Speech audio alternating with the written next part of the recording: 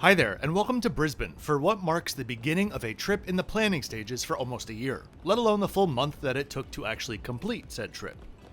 Today, in absolutely appropriate fashion, we'll be flying on Qantas in a really strange type of business class. From Brisbane down to Sydney. This is the first video in my Routes and Hub series, which is following the original Kangaroo Route and its friends from Australia to London. Check the link in the description for my quick video introducing the series if you haven't seen it already. You may be rightfully wondering, didn't the Kangaroo Route start in Sydney? Well, yes and kinda no. One specific route grew into an air service that began in Sydney. But years before that, Qantas Empire Airways and the UK's Imperial Airways jointly operated the first ever connected service between Brisbane and London. And it only took 12.5 days. And just for a small fee of $21,300. So, if you're new here, I'm Kevin, the Flip-Flop Traveler. If I want you to know one thing, it's that the opinions in my videos are honest and my own. If you'd like to know more about what, how, and why I do what I do, scan the QR code to read more. Have a look around the channel, there are hundreds of flight and hotel reviews to watch. This trip to Sydney starts right now. I have another Qantas video coming up from Adelaide to Darwin, so I'll cover Qantas's modern history in that video. For today, we're focusing on this flight to Sydney and the Empire service. No subtlety there. Brisbane Airport is a quick 20-minute drive from the city centre and has two terminals, one for international flights and one for domestic, which we're of course at the latter. There's also a massive investment ongoing to expand the airport over the next decade. Supposedly, I was flying business class today, so I headed to the Qantas Business Class Lounge. The lounge itself was larger than I expected, but at the same time was overcrowded with some pretty sad food options on offer. Are actual toasters illegal in Australia now? Because this isn't a toaster. Qantas stands for Queensland and Northern Territories Aerial Service. Queensland where their roots are, and the Northern Territories representing where they imagine their expansion would take them, to international routes via Darwin in the Northern Territories. They are the third oldest airline on Earth by foundation date in 1920, and had their first scheduled postal and passenger route on November 2, 1922, from Charleville to Cloncurry, a 700-mile or 1,100-kilometer journey with stops on an Avro 5045. Around 10 years later, negotiations began between Australia and the UK to begin what would become the Empire Air Mail Service. Within 2 years, Qantas Empire Airways was created, a joint venture between Qantas and Imperial Airways, and with that, the route eventually launched. QEA would complete the route by flying the segments between Brisbane, Darwin, and Singapore, its first international route. The first survey trip for this route made a whopping 13 stops, just between Brisbane and Singapore, maxing out the aircraft range in that time. Think of it this way. In the next couple of years, Qantas expects to fly from London to Sydney non-stop. That's 10,500 miles. Do that 14 times and you would be halfway to the moon.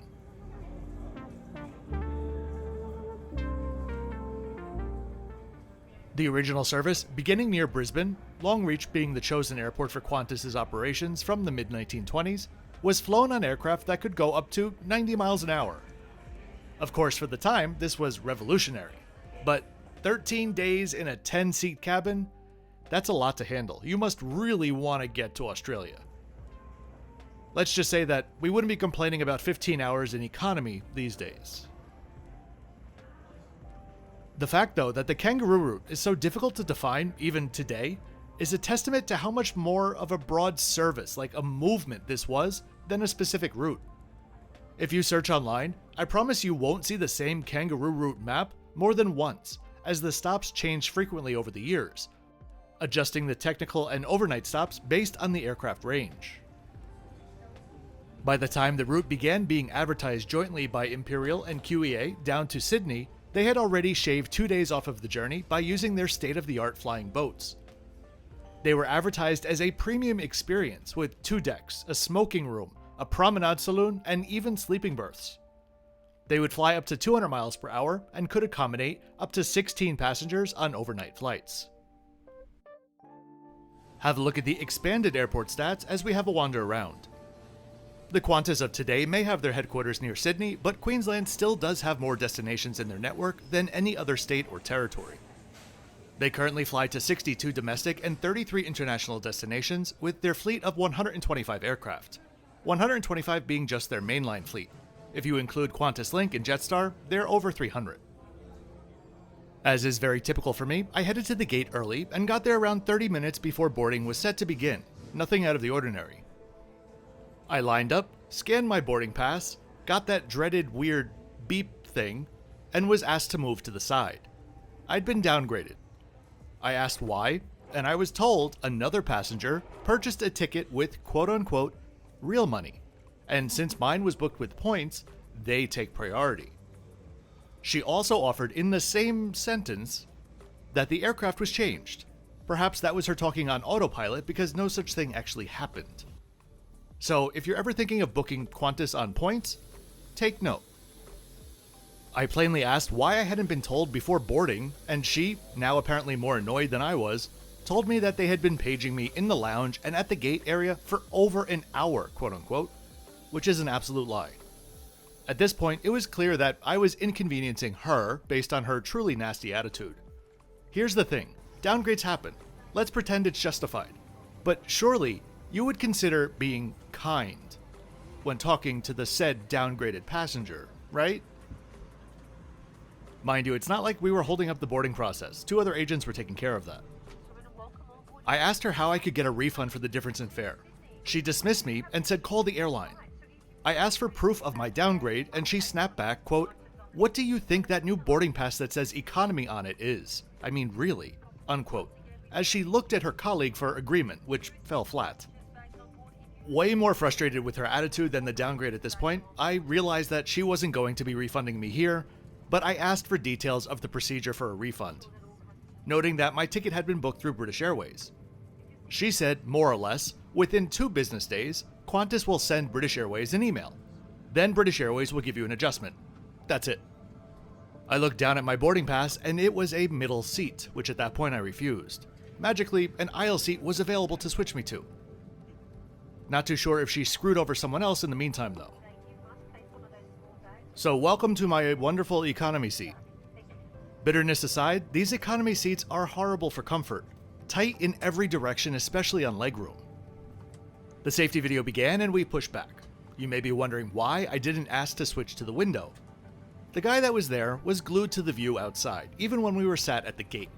And at this point, that just made me happy. I have a soft spot for people that enjoy looking out the window as much as I do. So I didn't bother to ask him since I know how awkward it can feel to be asked that when you really don't want to move.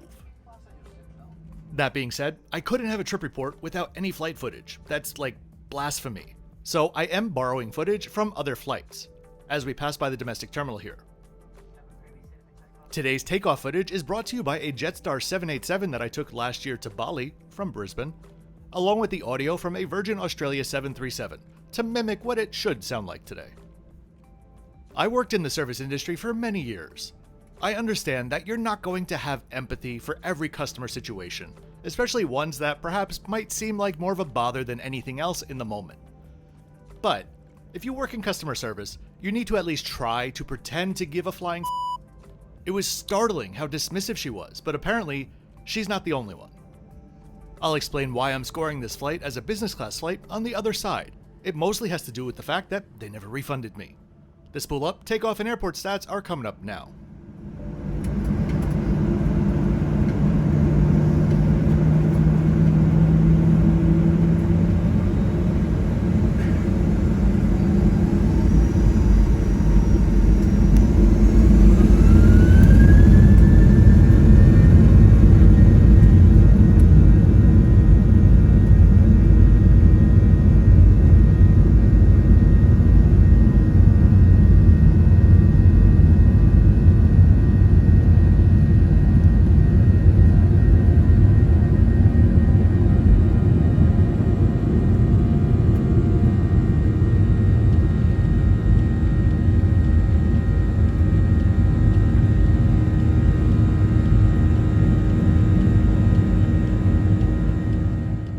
So I had 2 really disappointing Qantas flights, and while on those 2 flights, I had plenty of time to sit and think of how Qantas may be able to reinvent themselves. Rather than trying to be the best, perhaps they could just lean into their current deserved reputation. So, to help them out, truly just to help them out, while on those flights, I came up with 10 or so new slogans, which I'll give you a peek of throughout these 2 videos. Side note to Qantas if you're listening, all of these are absolutely free for you to use, no strings attached. As you read them to yourselves, I would encourage you to do so in a really friendly and upbeat Australian accent. Soon after takeoff, a snack service passed through the cabin. In theory, this would be a decent snack for a flight like this, but the sandwiches were all warm. Not like warmed up warm, warm like just left out warm. 2 minutes into service and the entire cabin reeked of mayonnaise. For my drink, I asked for a cup of ice and was told they'd come back, and of course they didn't. For the conclusion of today's joyous experience, we have a lovely approach and landing into Sydney on a Philippine Airlines A330.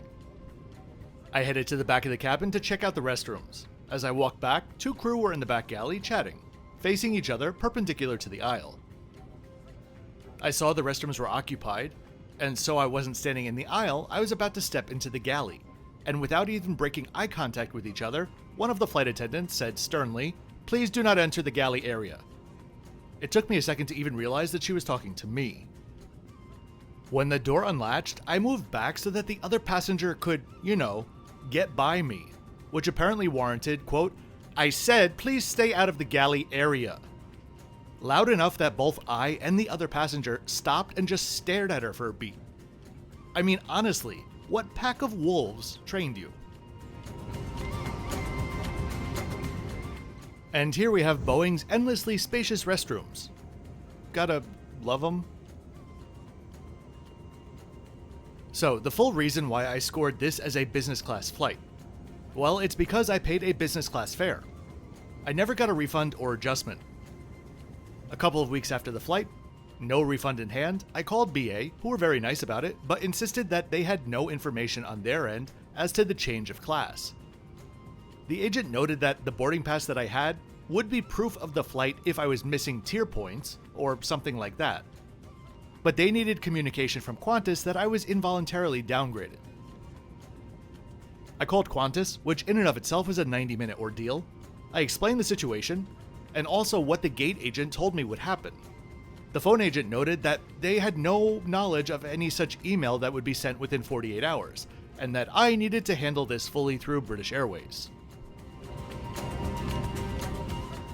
The fare difference wasn't a lot, 6,000 points if I remember correctly, and so I decided to just abandon it, rather than spend hours getting a constant runaround.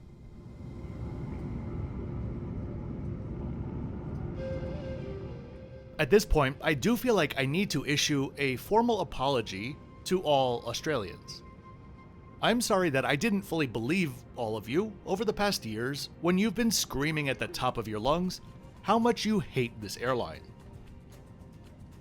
My experience, though, barely even puts a gram on the scales of Qantas's incompetence.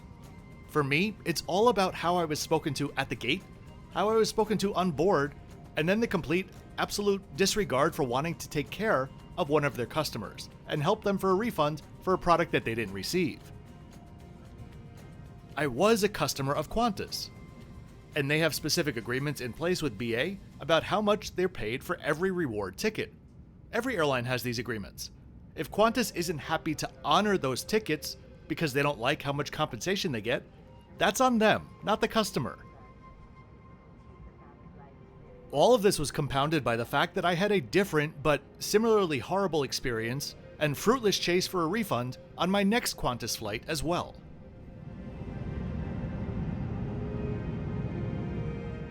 On a personal level, having created this entire trip focusing on the pioneering Kangaroo Route, I can't really tell you how much it sucked to have it start off in such a crappy way.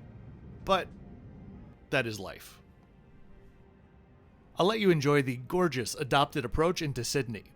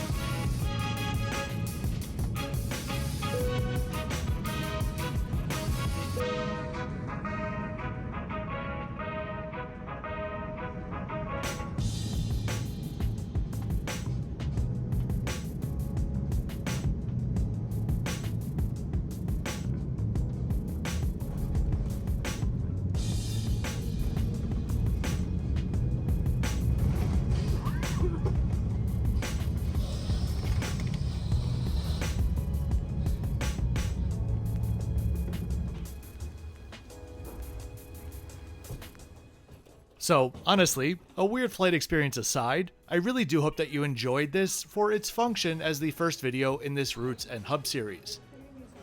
Editing wise, I'm usually around 10 videos ahead, but I'm still totally open for any suggestions that you may have as they relate to the historical context part of these videos. So, as always, feel free to share anything in the comments. If you enjoyed the video, be sure to like it and subscribe to the channel with notifications on, so you don't miss out on my twice weekly videos.